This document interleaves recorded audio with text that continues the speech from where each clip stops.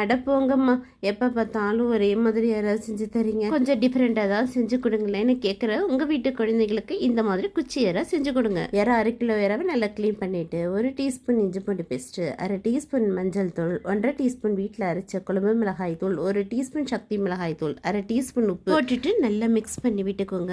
இறால உப்பு காரம் பிடிக்கிற அளவுக்கு நல்லா மிக்ஸ் பண்ணி விட்டுட்டு ஒரு 1/2 hour அப்படியே மூடி போட்டு விட்டுருங்க. இப்போ ஒரு பல் குச்சி எடுத்து எல்லா இறாலையும் இந்த மாதிரி குச்சியை ஃபிக்ஸ் பண்ணிக்கோங்க. வேணும்னா குச்சி சர்விக்கலாம், இல்லைனாலும் உங்கள் விருப்பம் தான். பேனில் கொஞ்சமாக எண்ணெய் ஊற்றிக்கோங்க. இதுக்கு அதிகமான எண்ணெய் தேவைப்படாது. எல்லா இறாவையும் போட்டுக்கோங்க. உடனே திருப்பி விடாமல் கொஞ்சம் வெந்ததும் திருப்பி திருப்பி விட்டுக்கோங்க.